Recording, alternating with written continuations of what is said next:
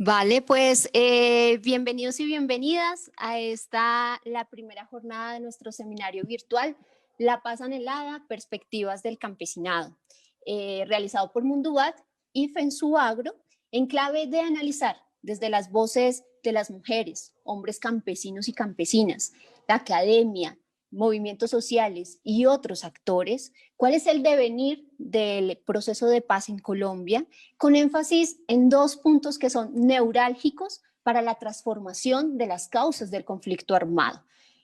Puntos que corresponden a la reforma rural integral y la sustitución de cultivos ilícitos. Para empezar, vamos a escuchar el saludo del director de cooperación del Ayuntamiento de Bilbao, que es uno de los ayuntamientos que apoya los proyectos que estamos trabajando con FENSUAGRO en Colombia en clave de el fortalecimiento de las capacidades de liderazgo de mujeres campesinas para una participación activa en el proceso de paz. Oyane.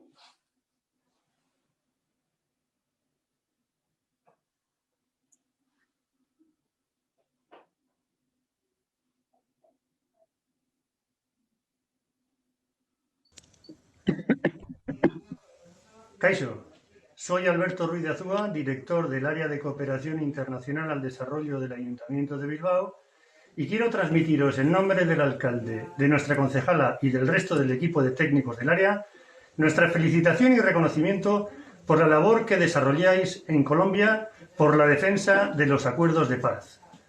También quiero que sepáis que hemos sido, somos y seguiremos siendo vuestros aliados de Mundubat y FENSUAGRO, teniendo como marco y hoja de ruta en estos momentos la Agenda 2030 y los Objetivos de Desarrollo Sostenible.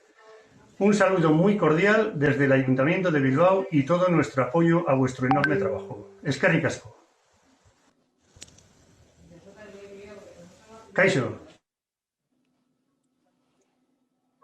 Y también queremos hacer una introducción a este diálogo, a este conversatorio, con una pieza audiovisual elaborada por jóvenes de FENSUAGRO desde el municipio de Biotá.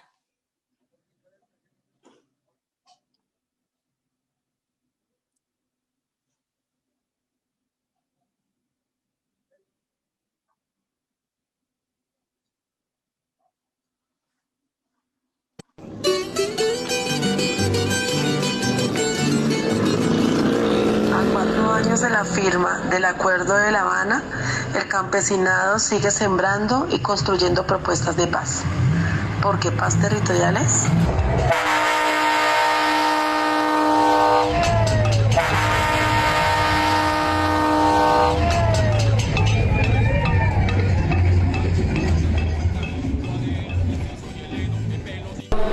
Y para nosotros y nosotras como jóvenes, la paz significa las condiciones mínimas y dignas para podernos desarrollar.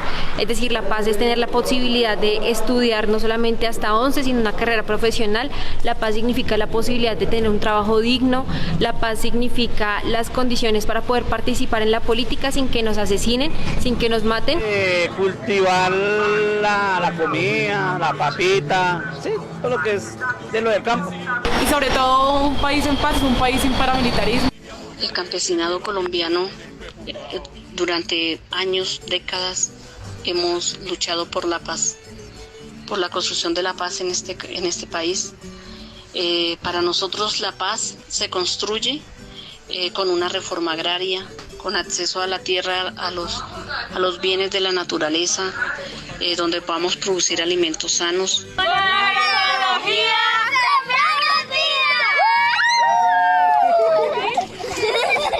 La paz para nosotros es también poder ver cómo una universidad para el campesinado puede existir, donde realmente los jóvenes tengan oportunidad de ser profesionales y quedarse en el campo. Las tierras son nuestras.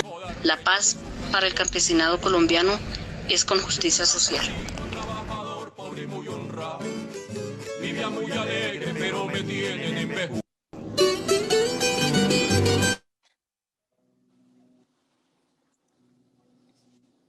Bueno, pues esta es una pieza audiovisual que llena de contenido el título de este seminario, La paz anhelada. Pero ¿cuál es esa paz anhelada? Lo decía muy bien la compañera al final del video, la paz para el campesinado es una paz con justicia social. Un proceso que al firmarse en 2016, tanto las organizaciones sociales, la academia, movimientos políticos, discutían que se sabía que el proceso de implementación no sería fácil, al entender que el proceso de paz es un campo en disputa. Sin embargo, sí que existía la esperanza de que por lo menos la vida fuera respetada. Sin embargo, solo en 2020, de acuerdo a los registros de Indepaz, 287 líderes sociales y defensores de derechos humanos han sido asesinados en lo que va corrido del 2020. Y como se discutía ayer en una de las audiencias de la Comisión Interamericana de Derechos Humanos, desde el 2017 inicia este repunte también con las masacres. En 2017 hablábamos de 11 masacres, en el 2018 de 29, en el 2016 de 36 y en el 2020 79 masacres con 340 víctimas. ¿Qué es lo que ha pasado? ¿Cómo comprender este repunte de la violencia en el contexto del posacuerdo? Desde un análisis de los actores, las causas, las dinámicas territoriales y los avances de la implementación del acuerdo, es lo que trataremos de abordar en este diálogo. Para empezar, iniciaremos con la compañera Nuri Martínez, presidenta de FENSUAGRO e integrante de la CLOC Vía Campesina.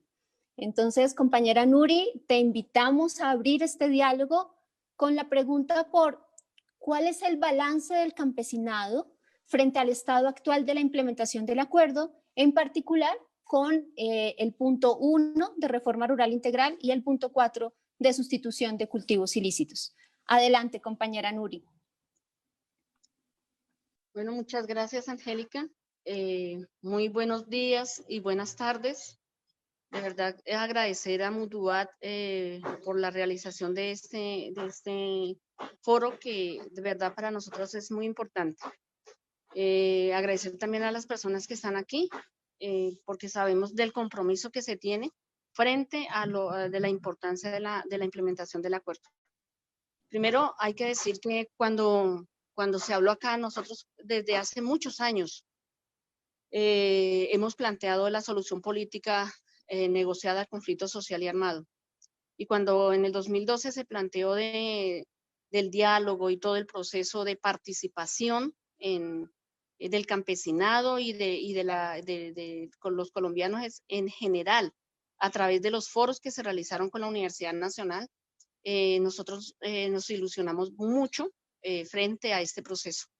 Y participamos efectivamente en diciembre del 2012 en el Foro de Desarrollo Rural Integral con enfoque territorial, con nuestras propuestas nuestras desde el inicio como una reforma agraria integral y popular, y por la construcción de paz realmente, por el reconocimiento del campesinado como sujeto de derecho. Y en el 2016, cuando vimos ya el acuerdo como tal, esas 310 páginas que para nosotros todos los puntos son importantes, pero que efectivamente el punto número 1 estaba allí para mirar el desarrollo rural integral como una solución al origen del conflicto armado en este país, y social, claro, por supuesto. Nosotros consideramos que desafortunadamente los elementos que se colocaron allí en ese acuerdo de paz frente al tema de la participación de las comunidades campesinas, de las comunidades indígenas y negras, no se tuvo en cuenta.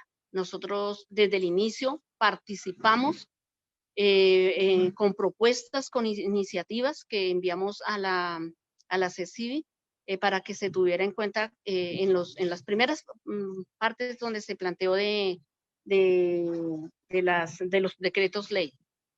Consideramos que no se tuvieron en cuenta, y hoy en día podemos decir que el punto número 1 es el que menos se ha desarrollado, el que menos se ha implementado. Nosotros como FENSUAGRO, que somos parte de la Vía Campesina, y la Vía Campesina como parte del acompañamiento internacional también, hemos participado en misiones donde hemos estado en cada uno de los territorios mirando no solamente los PDs, que para nosotros en los 170 municipios era muy importante, sino también los planes nacionales rurales y todo lo que tenía que ver con el enfoque de género y la participación. Creemos que no se ha tenido en cuenta las iniciativas, las propuestas del campesinado, y por lo contrario, el gobierno ha estado haciendo leyes y decretos leyes para favorecer a las CIDRES, para favorecer a la industria y no al campesinado. Igualmente, nosotros creemos que en lo que tiene que ver con la sustitución de manera concertada, ¿sí? Donde se exige la participación del Estado en los territorios, tampoco ha sido así.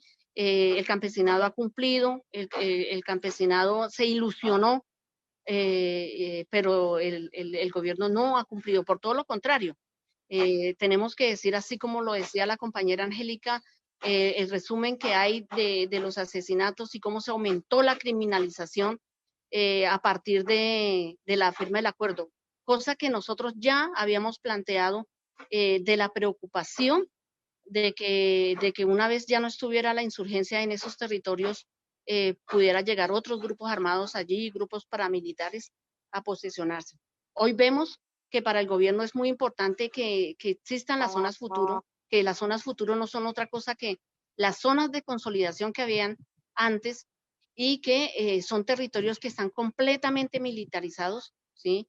Y que la única manera de llegar o la presencia del Estado allí es con presencia militar, ¿sí? Militar, y efectivamente, pues en este momento hay cantidad de actores armados en los territorios, y cada vez se aumenta mucho más la criminalización, los asesinatos. Hay desplazamiento que ni siquiera los medios saben, desplazamientos internos que se obliga al campesinado a salir de allí, sin ninguna garantía, sin ningún compromiso del gobierno para decir efectivamente estos son los responsables.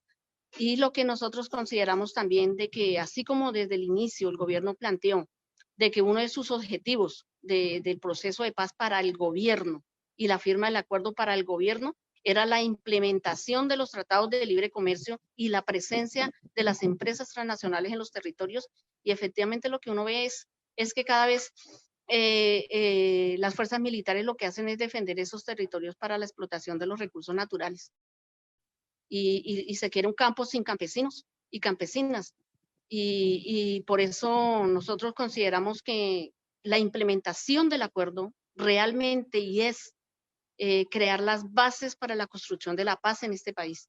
Y es un compromiso de toda la ¿cómo decir yo? Los actores políticos que hay en este país, ¿sí? De realmente un compromiso de la construcción de paz. Pero no se puede construir paz mientras siga existiendo esas desigualdades tan grandes que hay en los territorios, mientras el fondo de tierra se mercantilice, el fondo de tierra se le entregue a los recursos económicos, mientras no haya posibilidad de tener en cuenta esas desigualdades, no se va a poder construir la paz. Nosotros queremos una paz donde haya justicia social, donde haya vías para que podamos nosotros sacar los alimentos, donde haya comercio justo, ¿sí? Donde no hayan intermediarios que se queden con los recursos. Nosotros queremos una paz donde haya vivienda digna, donde haya salud, donde se tenga en cuenta los procesos e iniciativas de las organizaciones campesinas como FENSUAGRO, ¿sí? Que siempre hemos estado allí haciendo propuestas, pensándonos en la construcción de la paz desde el territorio, y por eso en nuestra Universidad Campesina y muchas otras iniciativas que tenemos frente a la producción agroecológica, frente al mercado cercano, frente a que haya compra pública de los productos colombianos. Pero mientras se implementen los tratados de libre comercio y cada vez se importen mucho más alimentos de los que nosotros producimos, pues efectivamente va a ser muy complicado que se pueda construir una paz. Y nosotros hacemos un llamado a que el problema del campo que la solución de los problemas que se presentan, tanto de la producción de alimentos, la distribución, de que exista el campesinado y que no se asesine por pensar diferente. De ser campesino no puede ser un delito en este país. Mientras eso es un compromiso de todo el conjunto del pueblo colombiano.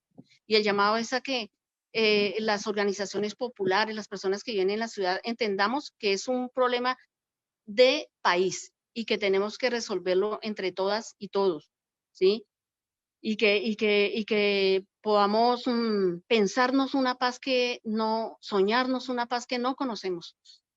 Muchas décadas viviendo en una guerra, pues hay generaciones y generaciones que no conocemos la paz.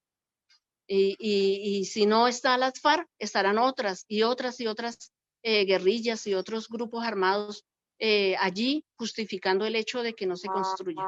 Y el llamado es a eso. Nosotros estamos muy cansados de la guerra.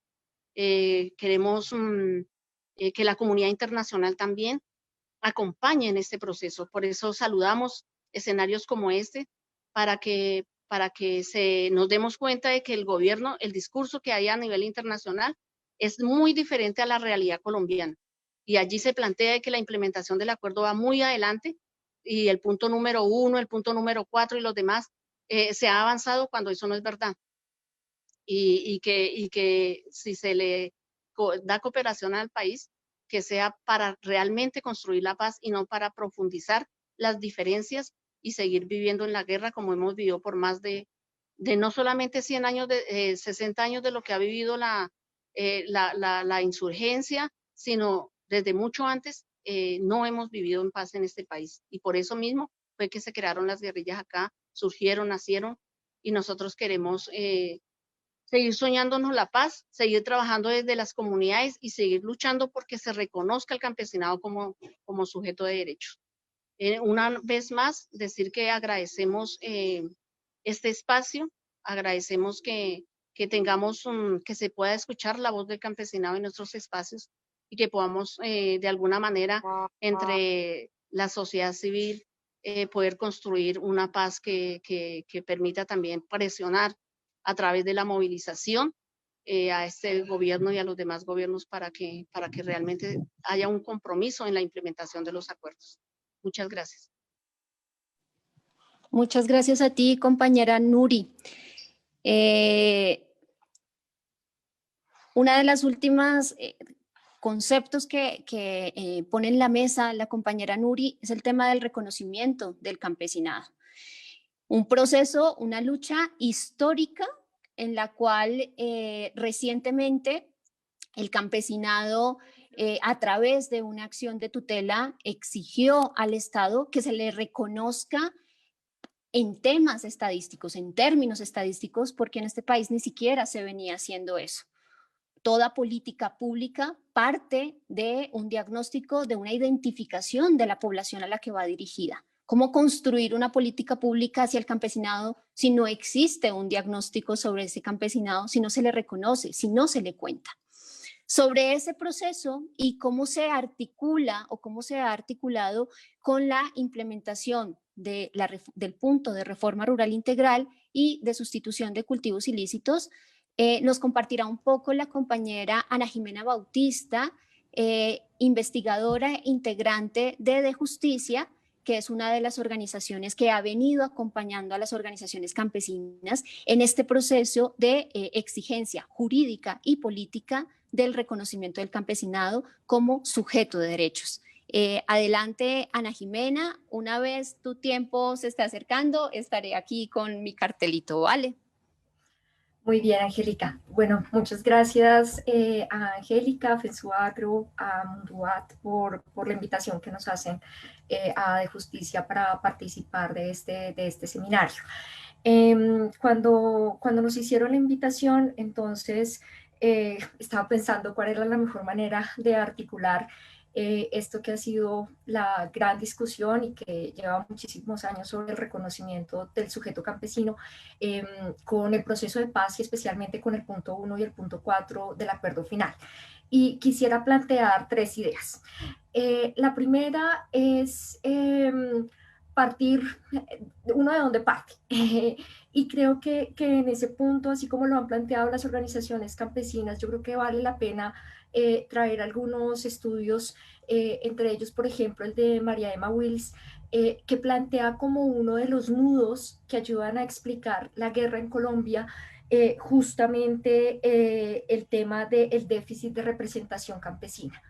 Y ella sitúa esto en términos históricos, y es la explicación, digamos, esto es un ensayo que escribe María Emma, pero lo que ella explica es cómo en el siglo XX, después de todo el proceso organizativo del movimiento campesino por la exigencia de acceso a tierra y de que existía un sujeto colectivo reivindicando la reforma agraria, cuál es la respuesta, digamos, de las élites políticas que se van a ver reflejadas en el Pacto de Chicoral y en desarrollos legislativos posteriores, que lo que hacen es justamente producir este cierre de apertura democrática hacia el campesinado. Entonces, lo primero que hay que decir es, en buena parte los orígenes de la guerra en Colombia están ligados a este cierre de las posibilidades de participación democrática y de reconocimiento del sujeto campesino. Ese como un primer aspecto.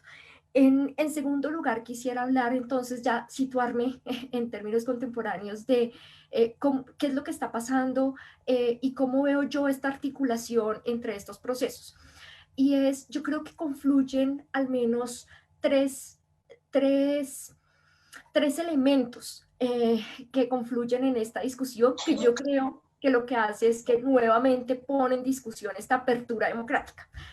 Y esos tres elementos, como lo veo yo, son, primero, por supuesto, el proceso de paz.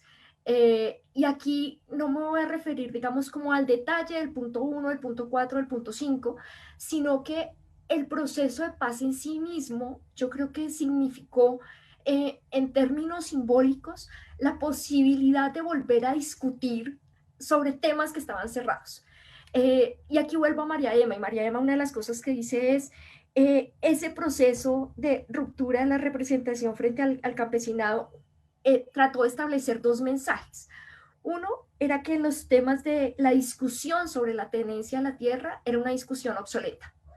Y dos, trataron de posicionar que las expectativas de los campesinos y campesinas era exagerada.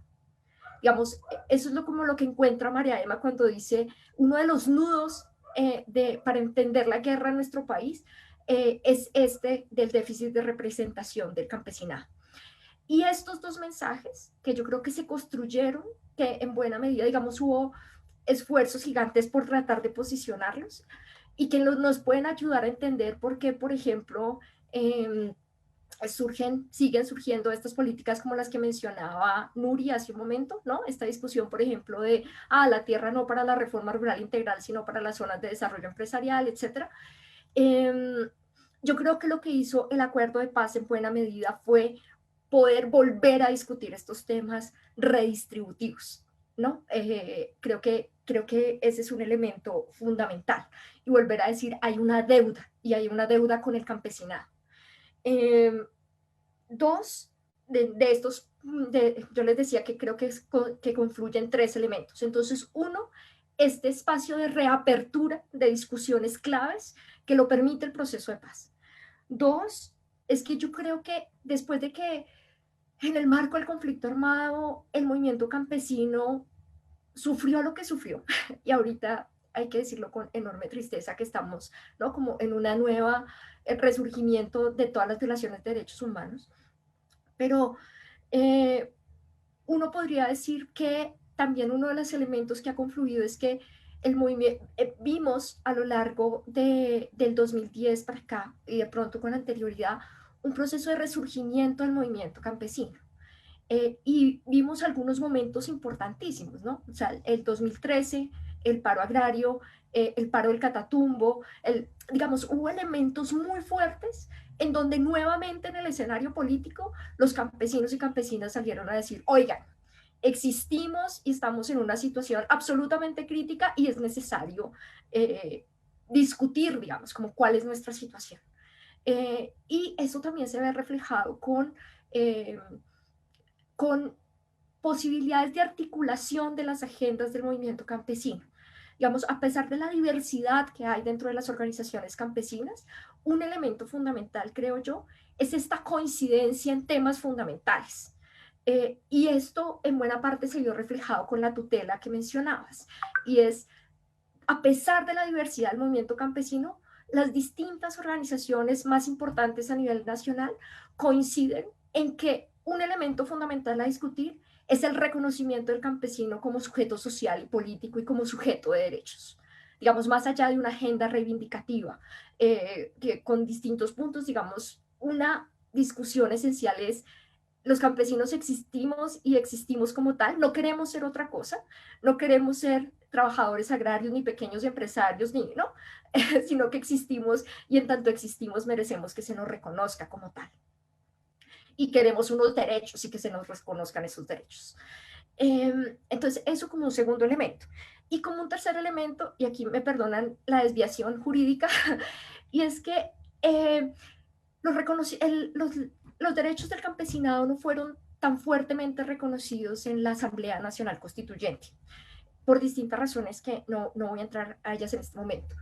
Pero lo que vimos fue que con posterioridad, y quedó en nuestra Constitución, solo en un artículo, en el artículo 64, se habla del campesinado.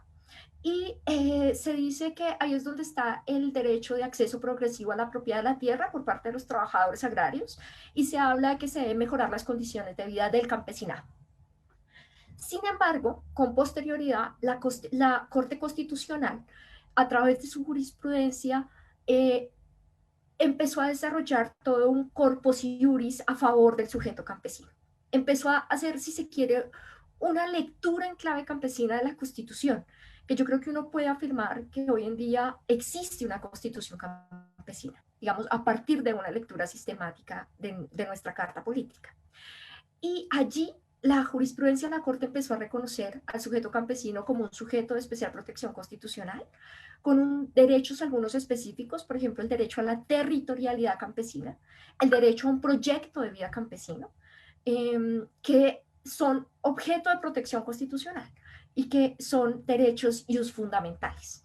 Entonces, eso para decir que yo creo que la confluencia de estos tres elementos, proceso de paz, este ajuste normativo que se produce en términos jurídicos y un resurgimiento del movimiento campesino y la articulación de ese movimiento campesino en temas fundamentales como el del reconocimiento hacia ese sujeto campesino, yo creo que han confluido, y creo yo que es lo que nos lleva a esa posibilidad de apertura democrática, de reconocimiento del campesinado en Colombia, que a pesar de el déficit enorme de cumplimiento del acuerdo, coincido en eso, o sea, coincido en que el acuerdo final, en buena medida, sobre todo en el punto 1 y punto 4, su cumplimiento es absolutamente deficitario. Yo creo que sí ha logrado algo en que espero es de muy difícil retroceso. Y de nuevo, creo que lo que logra es esto, decir, los campesinos existen, exigimos un reconocimiento de derechos como campesinos, y vamos a seguir dando discusiones duras que tienen que ver también con temas redistributivos.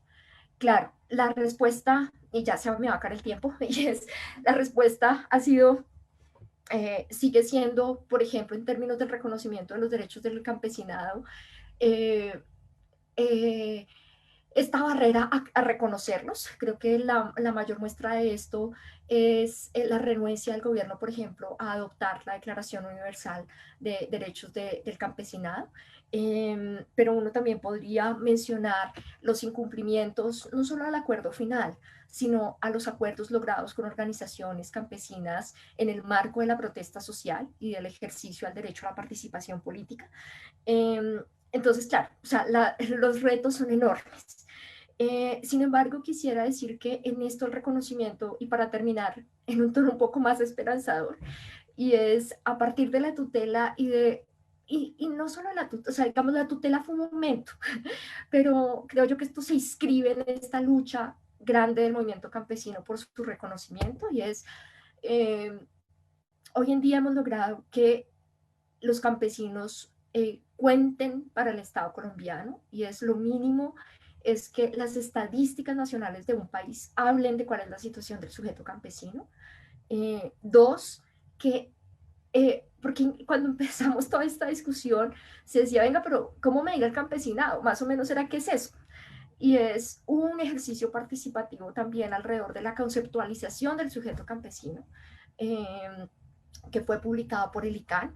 Existe ya una primera caracterización de cuál es la situación del sujeto campesino en Colombia, y estamos en esta discusión de la política pública a partir del artículo 253 del Plan Nacional de Desarrollo, que ordena que se construya una política pública a favor del sujeto campesino. Claro, ahí también han habido 1000 obstáculos, pero quisiera decir que también hay avances, y que se deben casi que exclusivamente a la persistencia del movimiento campesino, de nuevo, a pesar de todo lo que ha sufrido en este escenario de conflicto armado tan fuerte en nuestro país, ¿no? Y de reacción a sus agendas, pues ha logrado, digamos, de todas maneras posicionar que son un sujeto que existen, que tienen una agenda particular, y que parte de esa agenda pues implica discusiones profundas de reconocimiento y discusiones profundas en términos redistributivos también. Y ya, me pasé un minuto. Muchas gracias, Ana Jimena, porque nos haces como un rápido recorrido y ubicación frente a lo que ha sido esa lucha histórica, pero también que se ha logrado, ¿no? Y destacar también que lo poco que se ha avanzado, pero que es significativo, se debe a esa persistencia que tendrá que seguir y que seguramente lo va a hacer como parte de ese espíritu del movimiento campesino. Muchísimas gracias, Ana Jimena. Luego de esa ubicación de la lucha histórica, de cuáles son los debates frente al cual hay unas resistencias institucionales y políticas que nos hace ver Ana Jimena, invitamos al compañero Camilo Pozo para acompañarnos a avanzar en el diálogo y entender cuáles son esas causas de este repunte de la violencia contra los líderes sociales en el contexto del posacuerdo, y cómo esas causas se relacionan con el estado actual de la implementación de los puntos de reforma rural integral y sustitución de cultivos ilícitos. Adelante, Camilo. Sí, bueno, muy buen día y muchas gracias pues por la invitación.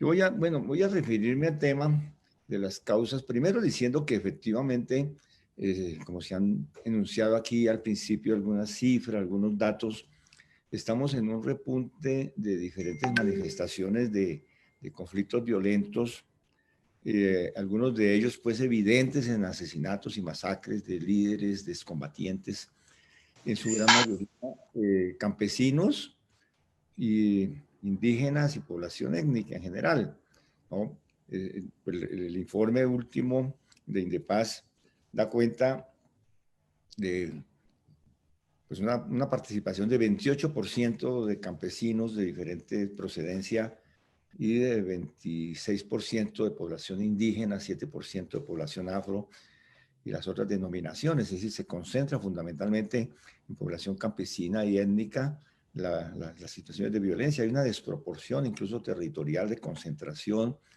en territorios colectivos en nuestro país y en territorios donde se han presentado dinámicas de conformación de asociaciones campesinas y propuestas de zonas de reserva campesina. Es decir, hay una cierta vinculación, y eso incluso hay que verlo desde otra perspectiva como una violencia muy focalizada, sociopolítica, por la proporción de asesinatos de miembros de la Marcha Patriótica y también la situación de excombatientes. Es decir, que no se trata de un fenómeno azaroso, ni general, ni así más o menos de delincuencia común, sino que hay una sistematicidad por el tipo de víctimas, pero también por las determinaciones que hay detrás de todo esto. Es decir, esos son los hechos para analizar.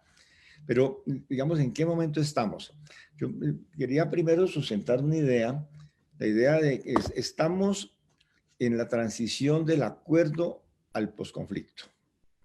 Pero esa idea de que estamos en la transición del acuerdo a posconflictos, también la idea de que estamos al final de un ciclo largo de 60 y más años de guerras, conflictos armados en Colombia, de violencia generalizada, que ha pasado a un nuevo plano y estamos en el cierre de ese ciclo histórico. El acuerdo de paz, aunque no incorporó al ELN y a otros grupos que se han declarado insurgentes, sin embargo, sí significa un quiebre histórico en la dinámica de lo que ha sido las guerras en Colombia. Es un proceso, cuando uno dice que habla de que es irreversible, pues a veces pues, tiene ciertos temores, pero yo diría que es muy difícil que se vuelva a repetir un ciclo como este de guerra. Estamos en los coletazos del fin de una guerra, con todas las dificultades, ¿no? Aquí, yo me recuerdo en las historias y en las películas de cuando terminó la Segunda Guerra Mundial, la intensificación de las batallas por definir las líneas digámoslo, finales de las relaciones de fuerzas significaron más muertos que en muchos meses de guerra, por ejemplo, en Italia, en Grecia, incluso en Polonia. El final de una guerra no es la definición automática de que cesen todas las violencias. Estamos en los coletazos. Desde el punto de vista de la intensidad del conflicto, si uno mira las estadísticas, por ejemplo, las publicadas por el CINEP, de lo que han sido confrontaciones bélicas o armadas, directas de combates en los últimos 30 años en Colombia, pues se da cuenta que en el acuerdo de paz se involucró el 80% de la conflictividad armada. Y eso tiene su peso en territorio, en intensidad, en capacidad estratégica, en dinámicas de confrontación. Entonces, hay que ubicarnos en qué momento estamos y esas persistencias de violencias en que si son el anuncio de una nueva guerra, si se acabó la paz o si estamos realmente en una transición traumática llena de conflictos, difícil, en crisis, con equilibrios inestables, con grandes pugnacidades y polarizaciones que son las características de esta transición. Y esa es la idea, una idea que yo quisiera dejar, que por lo tanto, que los conflictos característicos del periodo intenso de guerra, los conflictos estructurales siguen vigentes. Es decir, no se ha resuelto ni se ha de manera automática, se van a resolver los conflictos alrededor de las disputas por la tierra o por las disputas por recursos naturales o por disputas de poder, pero sí han pasado a otro plano.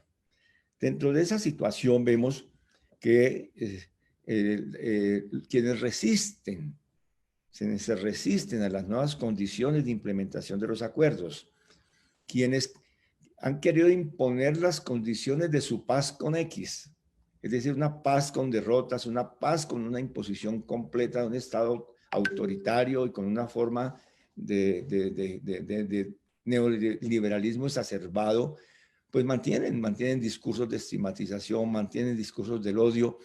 Y la primera estigmatización con consecuencias fatales es la estigmatización a los acuerdos de paz. Y cuando se dice que los acuerdos de paz son mentira, que son una farsa, que es lo que en realidad ahí hay una disimulación porque persiste la guerra, que tenemos es la guerra con otros actores, pero que son más o menos equivalentes. Esa estigmatización a las políticas, las medidas rurales, de política agraria, de política de drogas y demás, es como la matriz general para unos discursos que justifican que como hay impunidad, la paz no sirve y lo que hay es guerra animada por el narcotráfico, entonces las mismas dinámicas anteriores de la guerra siguen teniendo una legitimidad. Entonces, con ese discurso de estigmatización se le da cobertura, por ejemplo, a desconocer los derechos y a agredir a quienes firmaron la paz. Es decir, esa es una de las consecuencias prácticas. Es decir, estigmatización a los acuerdos. Estigmatización a los defensores de los acuerdos y a las partes involucradas en su implementación. Desconocimiento de instancias. Pero ese es un elemento que genera toda una matriz de violencia. Y a eso en los territorios tenemos territorios críticos con historias de violencia y disputa, donde se mantienen unas disputas por recursos, Por un lado están las disputas alrededor de las rentas del narcotráfico, una reorganización y un nuevo reparto, las disputas por los territorios del oro, por tierras, por la plusvalía en obras de infraestructura, por explotación de madera, por la deforestación en la Amazonía. Es decir, son disputas que continúan y que, digamos, se ha dado una recomposición de actores en los territorios. En por lo menos 168 municipios del país hemos identificado situaciones críticas con asesinatos, masacres, asesinatos de excombatientes. Y allí vemos que este elemento de disputa por recursos y por poderes es un elemento muy presente. Por ejemplo, si uno ve la situación en lo que es el suroccidente de Colombia, muy concentrado en el tema del narcotráfico, pero también el tema de la titulación minera. Todo el territorio, desde la frontera con Nariño hasta después del Valle del Cauca, 3 departamentos, Nariño, Cauca, Nariño, allí sobre la cordillera, sobre el macizo colombiano, sobre los valles interandinos, hay concesiones mineras superpuestas en territorios campesinos que están solicitados para zonas de reserva o territorios de resguardos o territorios de comunidades negras. Por ejemplo, no solamente el tema del oro, por ejemplo, en toda la cuenca del Pacífico, todos los grandes ríos que van al Pacífico están siendo disputados, y ahora con el crecimiento del precio del oro, sí que es cierto, pero viene de tiempo atrás, pero no solamente por las mafias criminales que llevan allá las dragas y las grandes máquinas, ayudados con la complicidad de agentes del Estado y la ceguera de la fuerza pública, sino que son la punta de lanza de grandes megaproyectos mineros, de grandes compañías que se abren camino detrás de la acción violenta minera en el Bajo Cauca antioqueño, todo el corredor del Magdalena Medio hasta la zona media del Atrato, que es la zona también del oro. Entonces uno ve las disputas por territorios y la articulación entre grupos armados, empresas ilegales e empresas legales, todo un circuito político que se benefició de las dinámicas violentas durante la guerra y que ahora quiere mantener eso en otras circunstancias. No estamos en una situación de reto al poder por la lucha armada. Eso se acabó en Colombia. Las FARC en su última fase lo plantearon incluso en términos de negociación y no en términos de toma del poder, pero no, en este momento no hay reto insurgente al poder en Colombia. No lo hace el ELN, incluso su política no es de toma del poder por las armas, es una política más de autodefensa miliciana que de otro corte, de modo que tenemos otro tipo de violencias que se están dando en los territorios. Pero esas violencias, por supuesto, son fatales y nos tienen en un momento crítico. No son consecuencias solamente en los 168 municipios, sino que incorpora grandes ciudades en un complejo muy complicado. Pero al mismo tiempo hay que decir que esta situación de transición, este momento especial, el impacto de los acuerdos de paz abre precisamente las posibilidades para que la dinámica que se imponga no sea de manera definitiva una dinámica de volver al conflicto armado anterior o volver a la guerra, o que lo único que nos espera es que volvamos a los niveles en la primera década de este siglo. En el año 2010 murieron 35.000 personas por asesinatos en medio del conflicto armado. En el año 2014 fueron 3.500 y en el año 2019 fueron 619 personas en las estadísticas oficiales de homicidio en el conflicto armado. Es decir, que tenemos una persistencia crítica de violencias ahora, pero que no estamos retornando a la primera década de este siglo. Estamos en la oportunidad de la paz y no obstante los niveles de violencia, yo creo que es el factor que pues nos da una oportunidad. Muchísimas gracias, Camilo.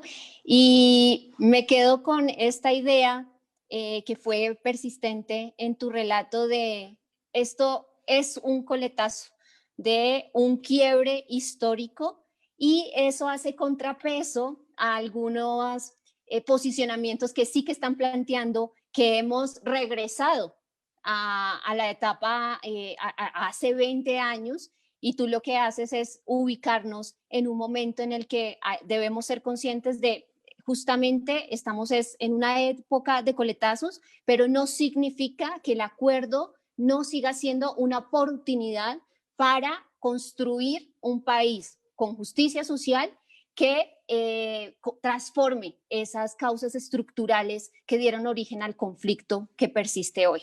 Muchísimas gracias, Camilo. Vamos a darle paso al compañero Cristóbal, desde allá, que está por allá acompañándonos desde Villavicencio. Compañero Cristóbal, te invitamos a compartirnos cuál es tu análisis frente a cómo en los territorios se está viviendo la implementación de la reforma rural integral, de la sustitución de cultivos ilícitos, y frente a ese escenario complejo que ya hemos venido, digamos que discutiendo en este momento, ¿cuáles son sobre todo esas estrategias de las organizaciones y las bases campesinas para la defensa del acuerdo, para la defensa de la vida?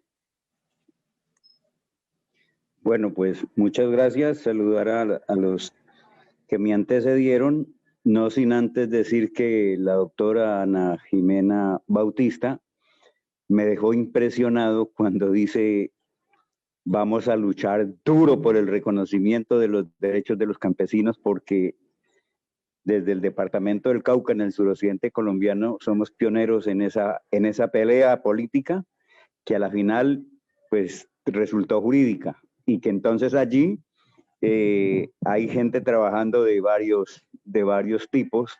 En este caso, pues resaltar a De Justicia, que estuvo ahí al lado de los campesinos ayudando en esa tarea.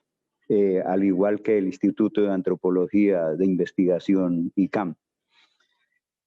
Bueno, pero también pues de hablar de las estratégicas de la estrategia de los campesinos para la defensa de la vida y la libertad de la tierra, el territorio, en un momento de posguerra, decimos nosotros los campesinos, porque pues tampoco creíamos, muchos campesinos no creíamos, nosotros sí trabajamos toda nuestra vida. Yo empecé muy joven y estoy en 63 años trabajando por la paz. Siempre nuestro principio, uno de nuestros principios era la paz, con justicia social, para que el conflicto político, social, armado no se resolviera por la vía de los tiros, sino por la vía del diálogo.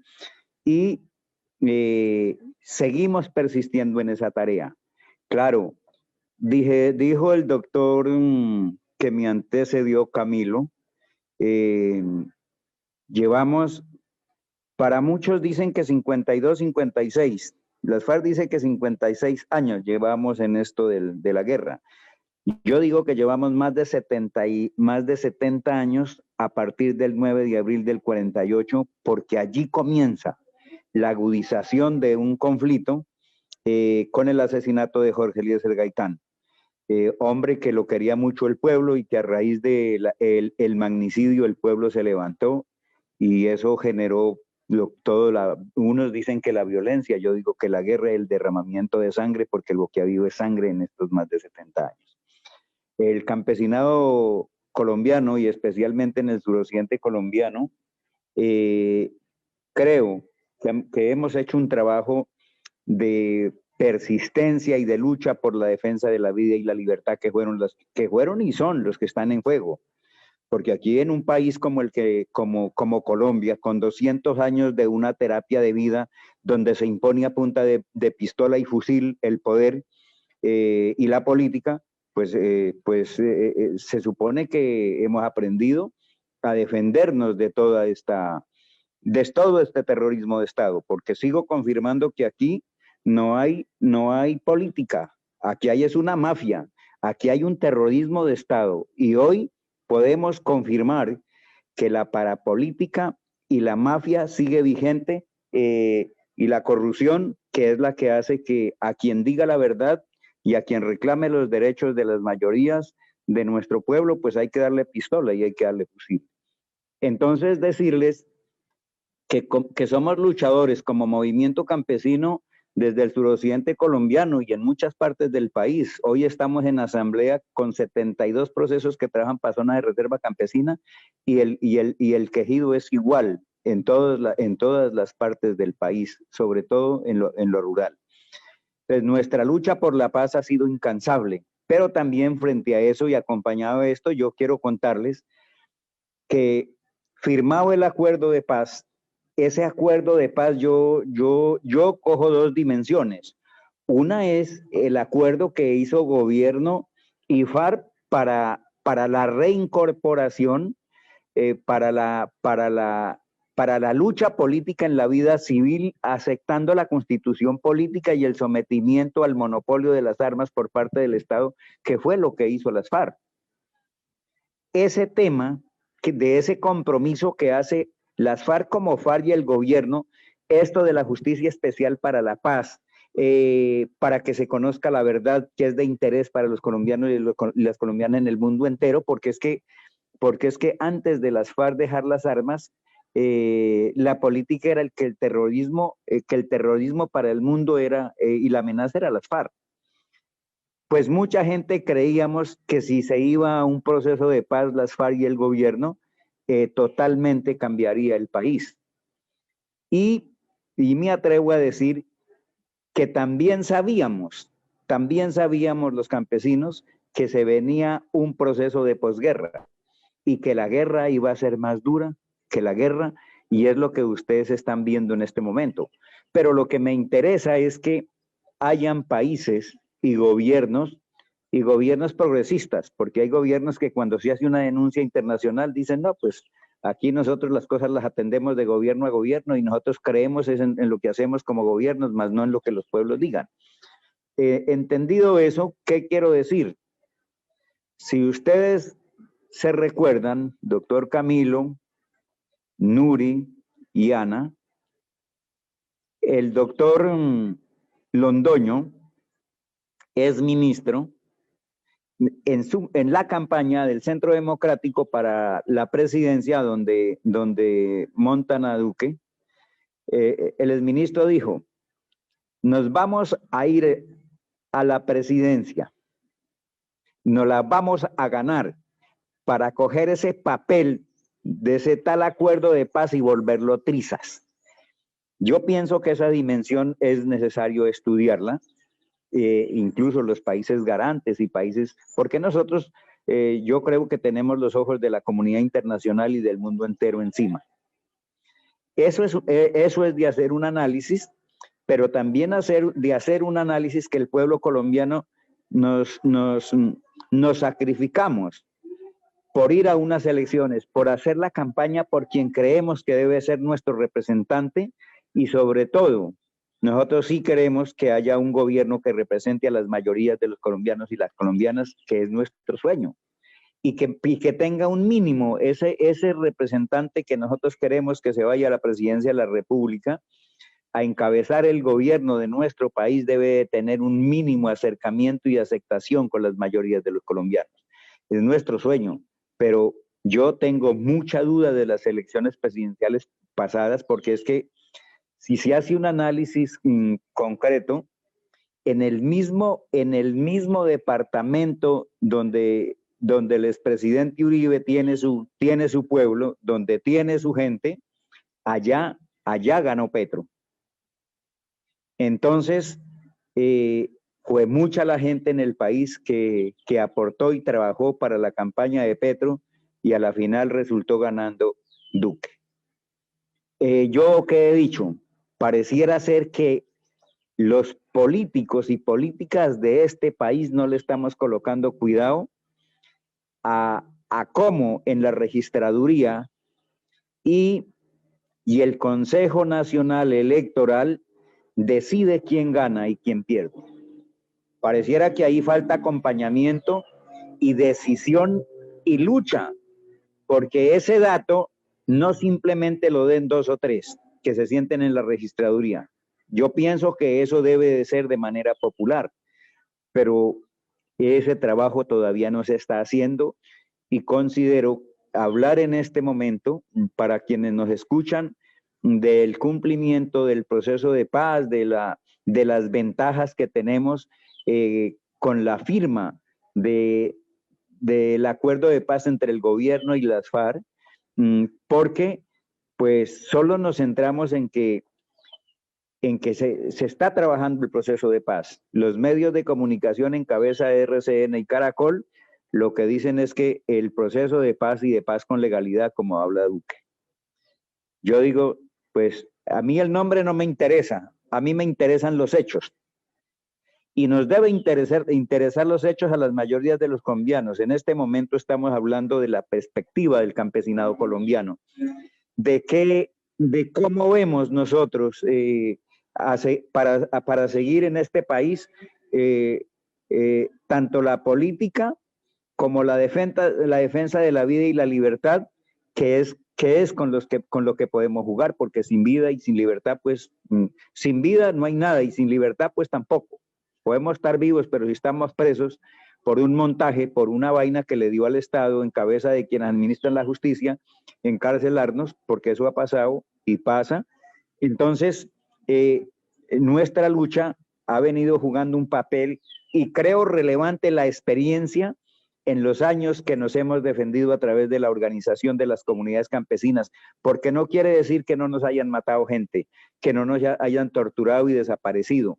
Hace poco cogieron en Pradera, en el municipio de Pradera, hacia el sur del departamento del Valle, a un cuñado de un compañero que es líder y lo torturaron, buscando que el torturado dijera a dónde estaba el líder, que querían saber los tipos que lo estaban torturando. Eso no hace un mes. Como ustedes ven, ustedes hablaron de los muertos que van corridos de este año y desde la firma del acuerdo de paz, y estamos haciendo las denuncias, pero si ustedes quieren saber, entre jueves y viernes, o del jueves al sábado, hubo otra masacre en Santander y hubieron más asesinatos, aparte de la masacre de Santander, de Quilichao, en el norte del departamento del Cauca. Y fue en la parte rural, lo que quiere decir que el movimiento indígena, el movimiento campesino y el movimiento afro está perdiendo gente de manera selectiva y en masacres también, porque a los líderes nos van seleccionando, nos van amenazando, nos van persiguiendo y nos van asesinando y nos van desapareciendo. Pero a las comunidades también, como quien dice, o aprenden que aquí es a punta de fusil y de pistola, o no sabemos qué va a pasar. Nosotros hacemos las denuncias nacionales, internacionales, para un poquito, pero vuelve y sigue. Nosotros sí queremos contarles que nuestras ventajas, gran parte está en la organización de las comunidades campesinas, en el aseguramiento de nuestros territorios, porque hablar de resguardo es una figura jurídica de derecho del movimiento indígena para asegurar sus territorios. Y el territorio de propiedad colectiva afrodescendiente a través de Ley 70 es el que asegura esa figura territorial para los afros en sus zonas donde ellos viven. Y la Ley 160 es la que nos da la facultad para constituir las zonas de reserva campesina, que es donde nosotros venimos trabajando y exigiéndole al gobierno respeto por nuestros territorios, apoyo para fortalecimiento de la Guardia Campesina, porque nosotros, cuando hemos solicitado al gobierno nacional en cabeza del ministro del Interior, que nos apoyen para fortalecer la Guardia y para que podamos tener medios de atender cosas urgentes que se necesitan, porque tenemos veredas que no hay comunicación celular ni telefónica. ¿Qué pedimos nosotros? Antenas para que haya comunicación. Pedimos los radios para que haya información oportuna. Pedimos vehículos, motocicletas para movernos rápido en caso de emergencia, pero el gobierno dice que pues tienen mucha precaución por lo que pasó con las cooperativas Convivir de Seguridad, que fueron las que dieron origen al paramilitarismo en Colombia. Y entonces uno ve la falta de voluntad política. Pero, nos dicen, es que para eso está la policía y el ejército.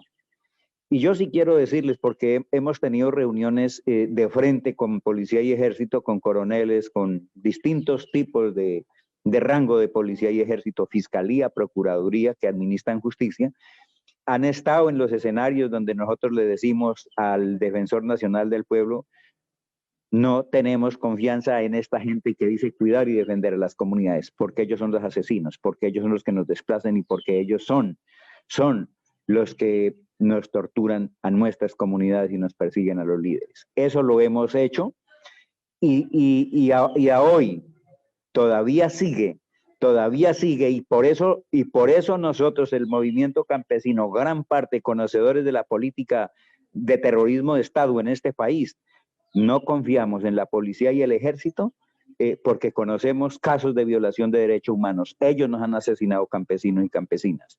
Entonces, como ven ustedes, nosotros sí abogamos por la Guardia Campesina, que es la gente que vive en nuestros territorios, es la gente en quien confiamos, es la gente con quienes nos reunimos, tratamos el tema de derechos humanos, involucramos a defensores y defensoras de derechos humanos, organismos nacionales e internacionales, a la misma defensoría para que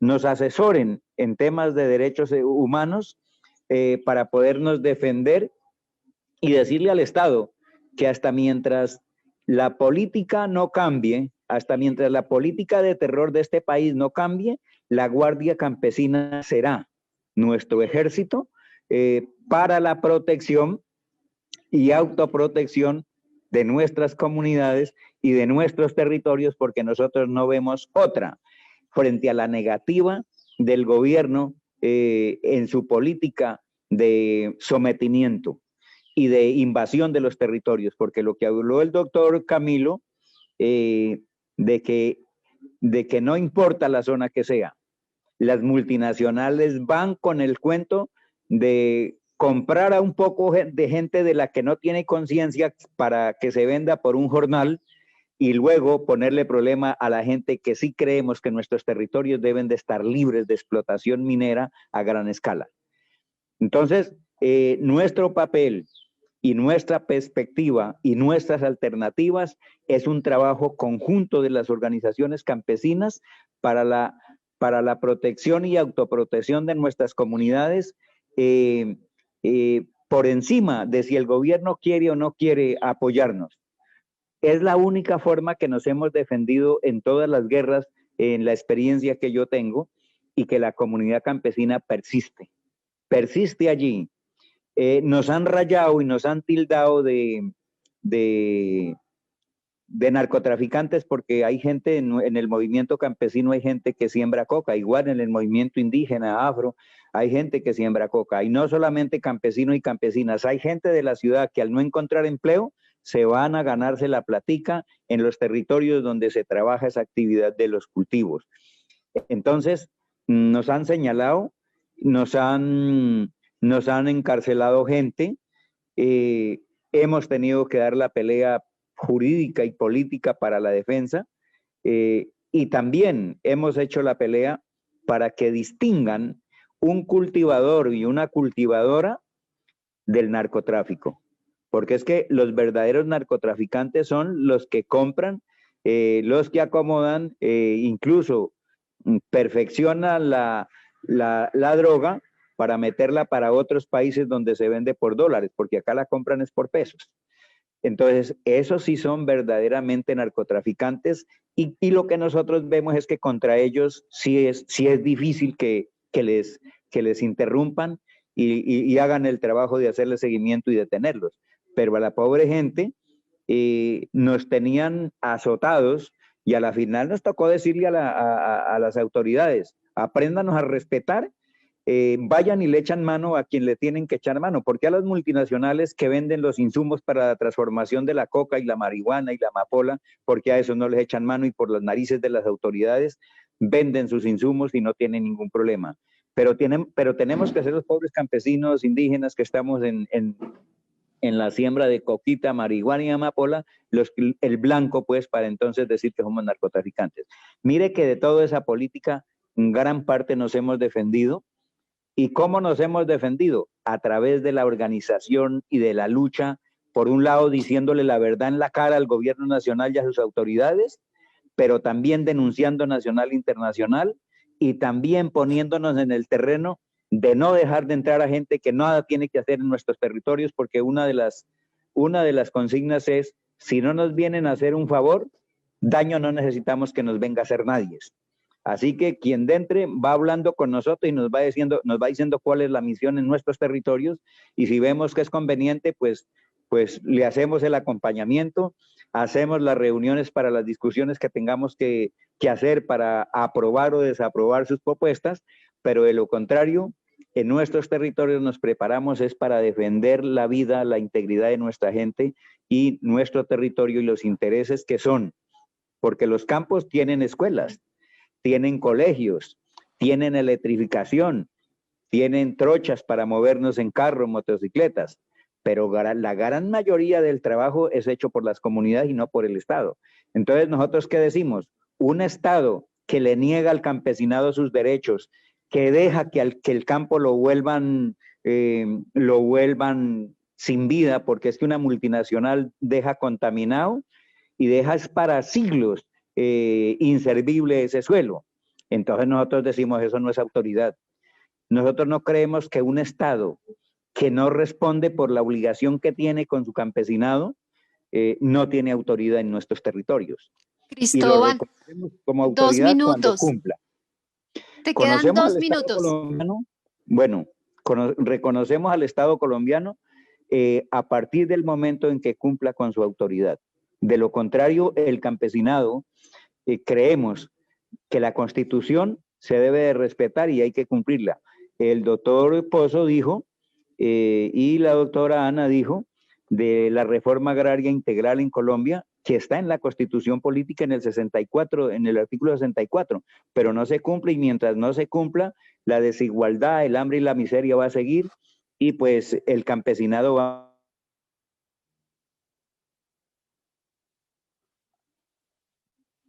vamos a seguir en la tarea de la organización y de la defensa de la vida y la libertad. Muchas gracias, compañero Cristóbal. Las diferentes intervenciones de quienes nos han acompañado en este diálogo, pues nos permiten ubicar qué es lo que le está costando la vida a las dirigencias y bases campesinas. Y lo que le está costando la vida a nuestros líderes y lideresas es esa disputa entre dos visiones sobre la ruralidad. Y tanto la compañera Nuri, Cristóbal, como Camilo y Ana Jimena nos permitieron, digamos que, ir identificando cuáles son esas dos visiones. Por un lado, está claramente la visión, que es la que está predominando, en la que el campo es un recurso sujeto a la lógica del libre mercado, a la inversión, y en esa medida la priorización del gobierno es todo el tema de agroindustria y extractivismo impuesto sobre la visión del campesinado, y que también recoge el acuerdo y que le apuntaba a posicionar y consolidar la economía campesina como motor del desarrollo del campo. Y para lo cual el acuerdo pues contemplaba distintas medidas de mejoramiento de condiciones materiales de vida que se debían implementar de manera integral, que es otro de los elementos que me parece importante resaltar de las 4 intervenciones que hemos tenido. El acuerdo estaba pensado para que el punto 1 y el punto 4, tema de reforma rural integral y el tema de sustitución de cultivos ilícitos, avanzaran de forma paralela, de manera que todo lo que se avance en temas de, por ejemplo, proyectos productivos, tengan sostenibilidad en la medida que también se avance con los procesos de acceso y formalización de la propiedad. Pero eso es un tema que no se está dando, no es la manera como se está dando la implementación hasta el momento, de forma que esa integralidad, que era como uno de los ejes, uno de esos principios del acuerdo, pues más bien ha sido fragmentada. Por otro lado, hay un elemento que también quisiera resaltar de las intervenciones y es, Camilo nos decía, pues no podíamos esperar el cese automático de la violencia porque persisten esas causas estructurales. Y dentro de esas causas estructurales, me permitiría decir, y lo pongo a discusión y a valoración de ustedes, compañeros y compañeras, que es el tema de la ideología del enemigo interno. Esa no ha sido superada y de ahí se desprende una fuerte estigmatización y violencia contra las organizaciones campesinas y sus bases, porque como lo decía muy bien Nuri, o sea, el hecho de pensar distinto, de disentir en cuanto a hacia dónde ir en términos de desarrollo territorial, en términos de una política agraria, quien piensa distinto es eliminado. Entonces, ese tema de la ideología del enemigo interno como causa estructural tampoco no se ha resuelto, como lo decía Camilo, y está, digamos que también como una de las causas o elementos que debemos analizar al tratar de comprender por qué la persistencia de la violencia en el marco del posacuerdo. Otro elemento que me parece también importante resaltar es, Ana Jimena nos hablaba del déficit de la representación campesina como un problema histórico del campesinado y que precisamente el acuerdo pues trató de poner de nuevo sobre la mesa, pero que actualmente a partir de todo lo que por ejemplo nos ha venido contando Cristóbal en cuanto a qué está pasando en los territorios, pues en la medida en que no se está garantizando al campesinado el derecho a la vida, el derecho a la organización, a la protesta, a la movilización social, uno de los ejes vertebrales del acuerdo, que era justamente la participación, pues está siendo anulada. Y eso significa que entonces también ese enfoque territorial, que también es transversal en el acuerdo, pues no se está implementando y se ha dejado a un lado. En tanto, si no hay participación, pues no se tienen en cuenta las realidades de las comunidades y de las organizaciones. Yo quisiera hacerles una pregunta a Nuri, a Camilo y a Cristóbal, porque Ana Jimena tuvo que dejarnos, y es frente al tema de otro elemento que permite entender la integralidad en el acuerdo, es que también se tenía que avanzar en el tema del desmonte del paramilitarismo. En esa medida quisiera que nos hablaran un poco cada uno en 2 minutos sobre, de acuerdo al trabajo que cada uno hace desde sus organizaciones, cómo está ese tema, cómo podemos explicar a la comunidad internacional cuáles han sido esos avances y cuáles son los retos que nos quedan como sociedad, pero sobre todo al Estado colombiano, para que efectivamente se dé ese desmonte del paramilitarismo. Si quieren, vamos como en el mismo orden que se habló. Sería primero Nuri, Camilo y terminaríamos con Cristóbal, si les parece. Gracias, Angélica. Bueno, yo creo que para el campesinado el tema del desmonte del paramilitarismo, pues la verdad no lo sentimos. Todo lo contrario. Como decía al principio, en ese momento hay muchos grupos armados en los territorios, ¿sí?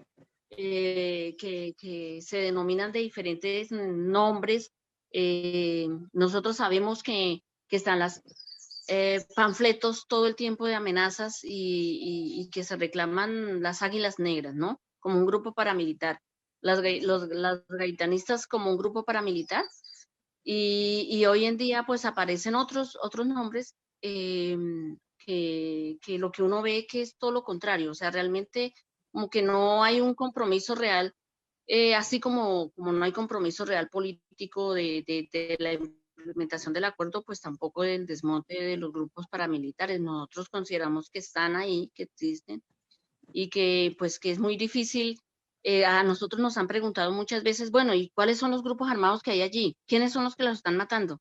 A mí me parece inclusive como una irresponsabilidad uno poder decir, mira, nos está matando este grupo, este otro grupo, cuando allí aparecen diferentes nombres y además que no solamente amenazan a través de panfletos o que mandan mensajes, sino que en los territorios simplemente hay otro nombre de un grupo y eso y ya. Entonces, nosotros consideramos que no hay ningún desmonte, no hay ningún compromiso en ese sentido, y pues efectivamente las masacres y todo lo que ha habido este año 2020 en medio de la pandemia, de llegar a las casas de la gente, pues se ha incrementado, eso es lo que uno ve. Gracias, compañera Nuri. Camilo.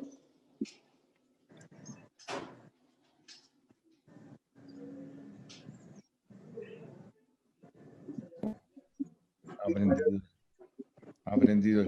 Sí. Bueno, este es un tema que conversamos, discutimos mucho en la Comisión Nacional de Garantías de Seguridad, en la que yo como parte, como delegado de la CICIVIC, de las partes pues, en La Habana. Y pues ahí hay varios problemas. Uno es la propia caracterización, de qué se habla cuando se menciona los herederos del paramilitarismo. Y tenemos una diferencia de fondo con el gobierno, porque para el gobierno y su estrategia de seguridad, el paramilitarismo son los grupos armados, el Clan del Golfo, los Caparrapos, los Pachenca, y hacen una enumeración de grupos que incluso niegan el concepto de paramilitarismo, no se utiliza en la política pública, en la política del gobierno, hablan de grupos armados organizados como denominación o estructuras criminales. Pero al focalizarlo solamente en el grupo armado, no se ve la estructura de conjunto, donde los armados son simplemente, digamos, la parte más visible y más fatal, más dañina, de todo un grupo de intereses que son económicos y políticos, legales e ilegales, que son los que hay que desarticular y que son los que mantienen las dinámicas de violencia. Entonces, es un primer punto. Eso desenfoca. Lo segundo es que el gobierno concentra la política de seguridad como una política antinarcóticos. En Colombia tenemos un nuevo enemigo interno, para utilizar la expresión que estaba Angélica ahora mencionando, y es que todos son manifestaciones del narcotráfico. ¿Por qué matan los líderes? ¿Por qué todo? Es porque hay un fenómeno de narcotráfico, y el fenómeno de narcotráfico son amenazas de estructuras internacionales, transnacionales del crimen y sus grupos armados. Los grupos armados, y al final los campesinos terminan siendo eslabones de esa cadena criminal, los cómplices o idiotas útiles en una guerra antinarcóticos. Entonces, eso también hace que... Y la guerra antinarcóticos, en lugar de enfocarla realmente contra estructuras macrocriminales mafiosas y narcotraficantes, lavado de activos y todos los que negocian el sistema financiero, la orientan es contra el pequeño campesino productor. Es allá en la erradicación forzada.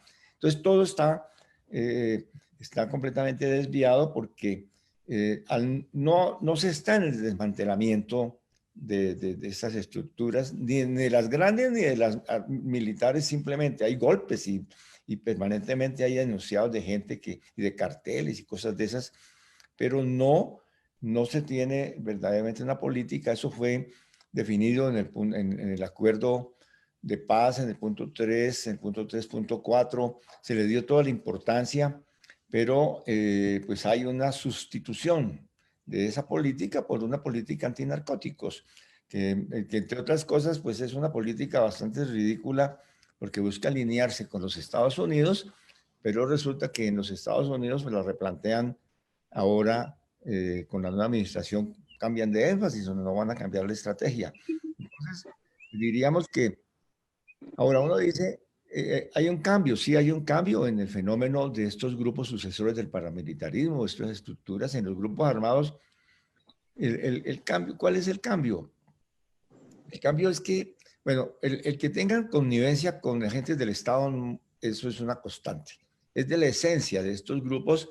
No enfrentan al Estado, no enfrentan a la fuerza pública, ni la fuerza pública los enfrenta de manera decidida tampoco, porque su propósito es mantener unas dinámicas de negocios y de soporte a poderes políticos o parapolíticos.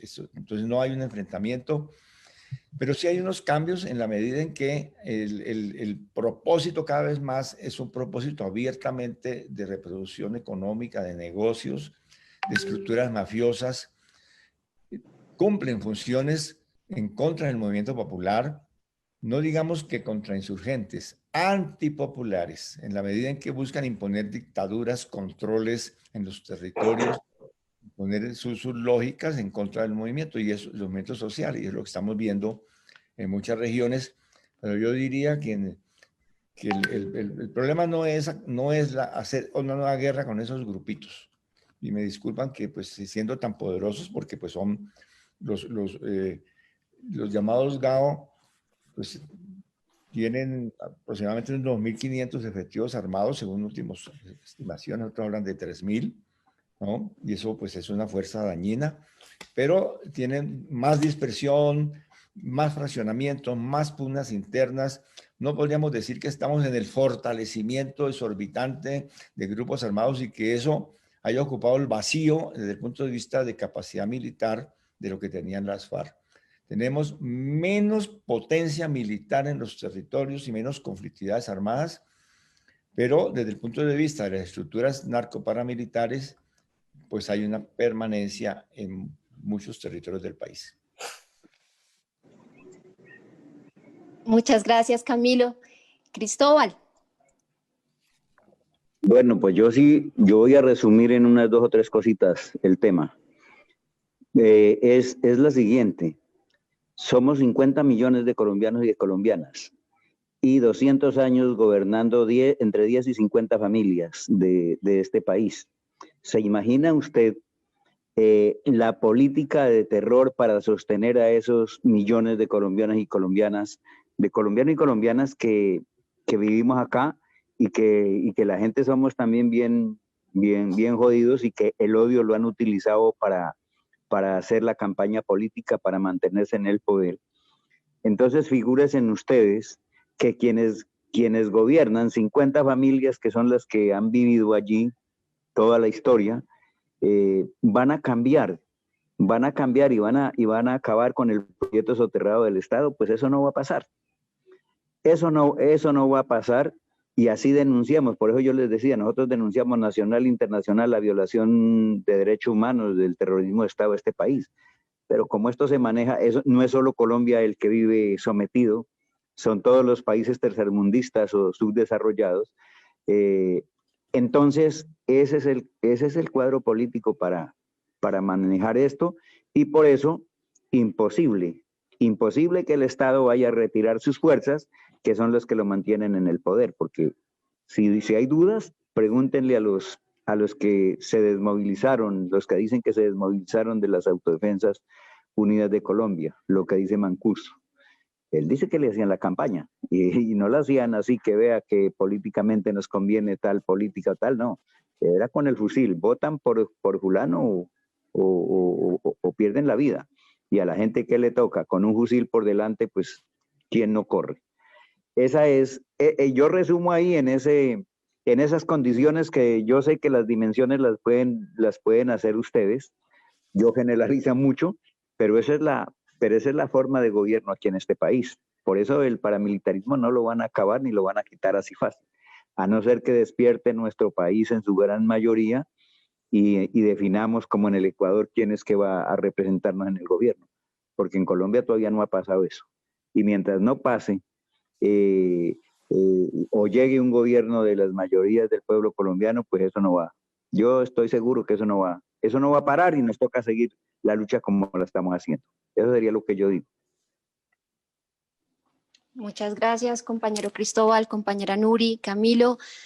Bueno, pues para ir cerrando nuestro diálogo, yo diría que la defensa de la reforma rural integral como lucha histórica del campesinado, pues es peligrosa para nuestros líderes y organizaciones campesinas, en tanto significa tocar temas frente a los cuales el paramilitarismo es expresión de esa histórica resistencia institucional y política frente a la clarificación de las relaciones de uso y de tenencia de la tierra, que es el paso básico para la regulación de los derechos de la propiedad y garantizar la sostenibilidad de los demás componentes de la reforma. Eso creo que es una de las tantas conclusiones a las que podemos llegar detrás de este diálogo. Ese es el punto neurálgico que está como causa de lo que está pasando con el campesinado en este momento en términos del repunte de la violencia.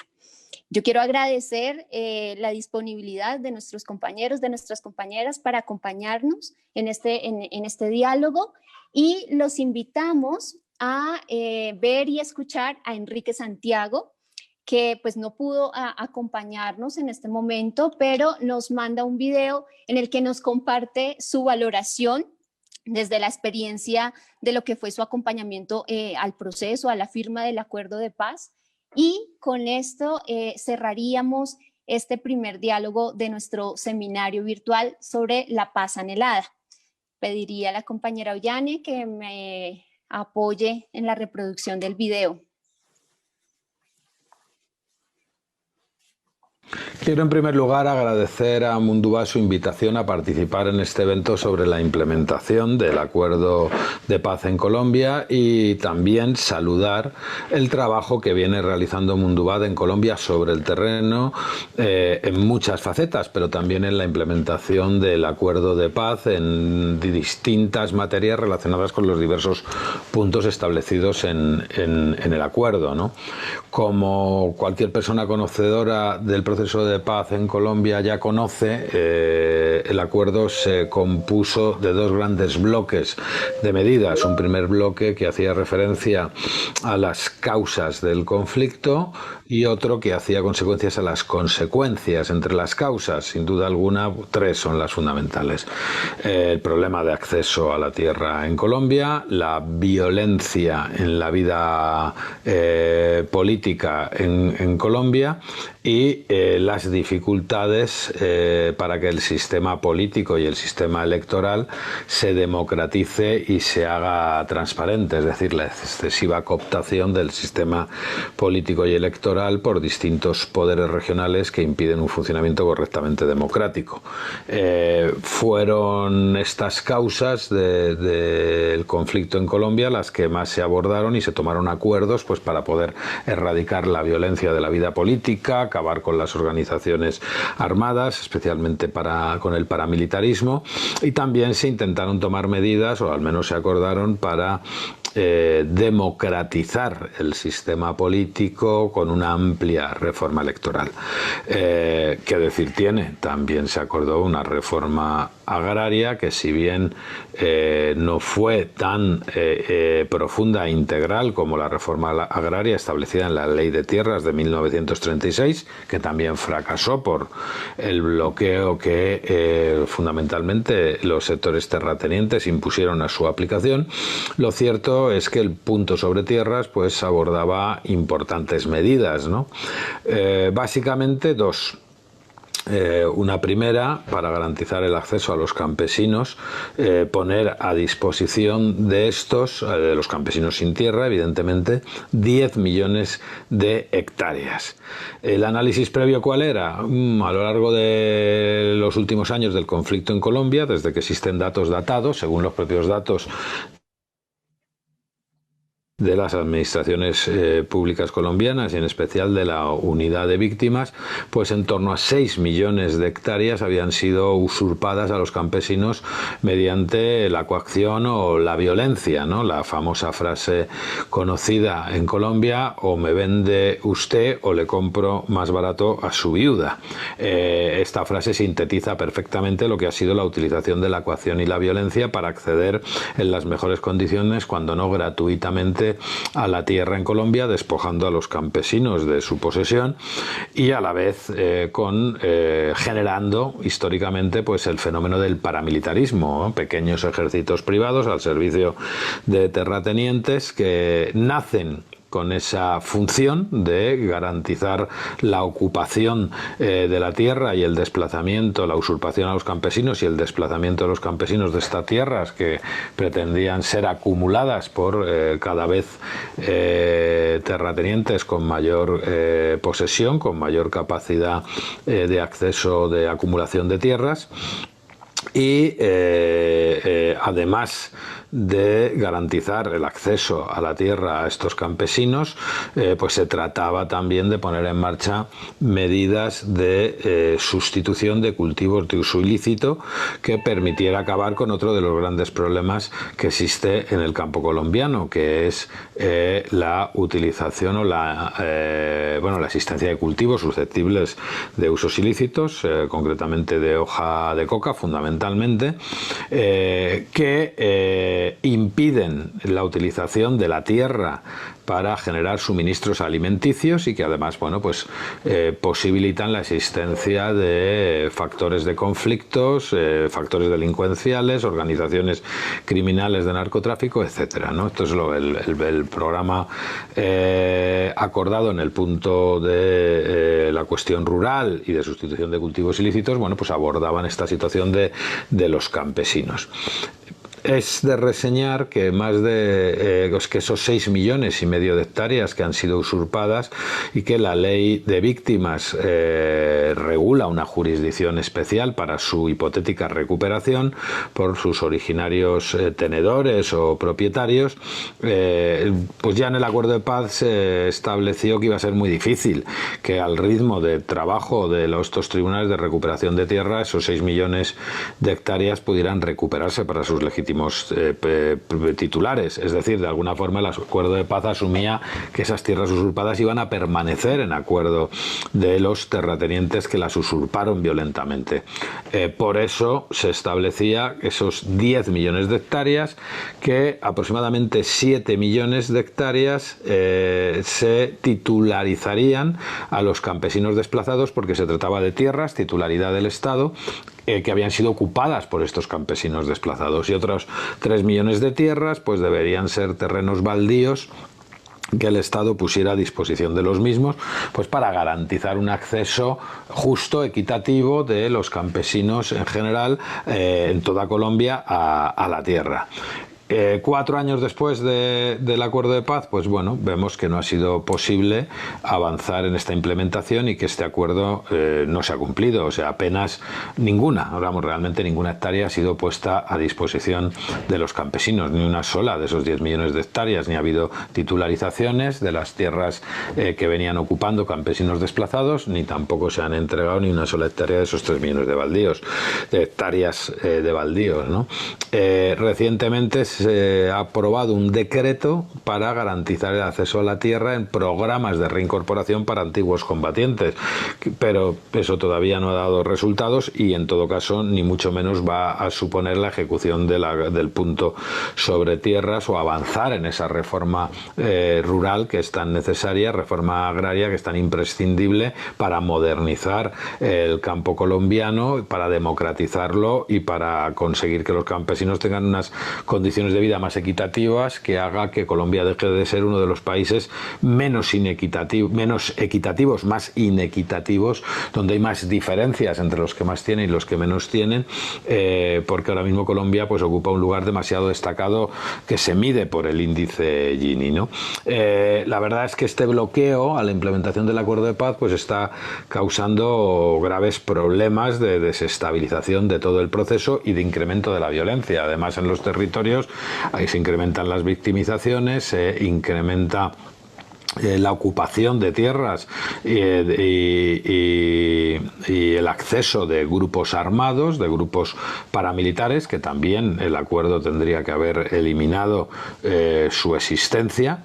Eso es algo importante que desgraciadamente pues tampoco ha sido posible llevar adelante, porque el Estado no ha garantizado la desaparición de la violencia, las medidas concretas que había en el acuerdo para garantizar la desaparición de la violencia en los territorios y la desaparición de la violencia de la vida política colombiana, pues desgraciadamente no se han implementado, y esto pues supone en primer lugar que continúa de alguna forma la violencia en Colombia, aunque ya no en su versión de conflicto armado entre las FARC y el Estado, pero esa violencia pues es un factor sin duda alguna de desestabilización desestabilización para la sociedad colombiana y de desestabilización para la región. La comunidad internacional tiene un papel muy importante que cumplir a la hora de acompañar, de alguna forma garantizar la implementación del acuerdo de paz y de estos puntos tan importantes, porque además la cuestión rural, las dificultades o la imposibilidad de acceso a la tierra a los campesinos ha estado siempre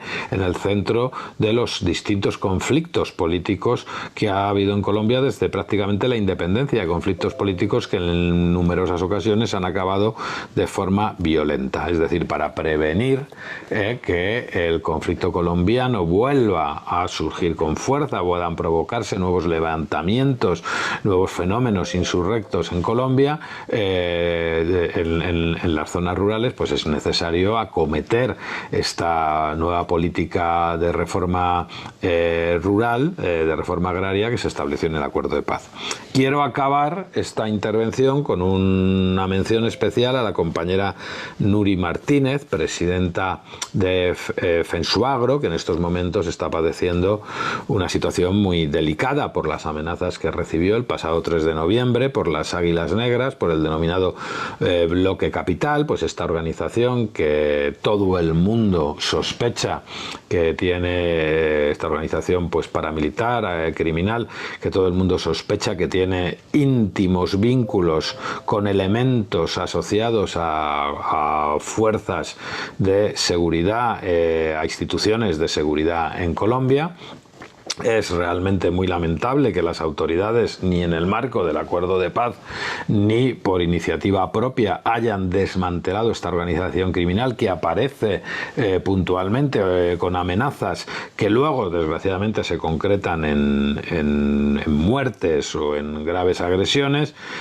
Tanto Nuri como otros dirigentes sociales han sido amenazados, ellos y sus familias, y pues no perdamos de vista que Nuri pues fue una persona, una dirigente, una lideresa muy destacada en su oposición a los tratados de libre comercio y en la defensa de los derechos de los campesinos. Es una obligación que no solamente las instituciones colombianas, sino toda la comunidad internacional, especialmente todos los países que han tenido una posición activa de acompañamiento al proceso de paz, se preocupen por garantizar la integridad, la seguridad, por garantizar el derecho a la vida y a la integridad física de la presidenta de FENSUAGRO. Y yo quiero lanzarle desde aquí un mensaje cordial de solidaridad y de acompañamiento.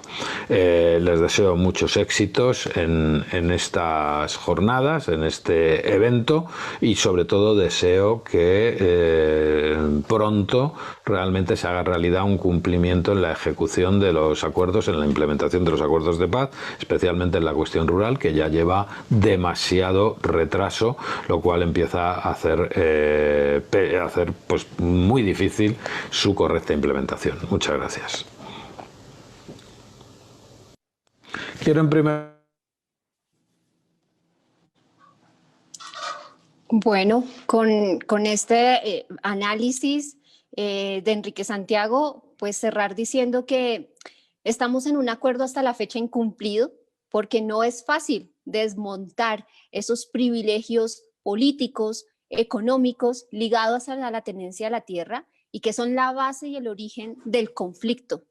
Pero frente a esto, el campesinado requiere el acompañamiento y la solidaridad a sus procesos de organización y autoprotección. En tanto, hasta el momento, pues no hay un Estado que garantice su vida y su derecho a la participación y organización. Compañeros y compañeras, muchísimas gracias, y a todas las personas que nos acompañaron a través de Zoom, de Facebook, muchísimas gracias por haber estado con nosotros.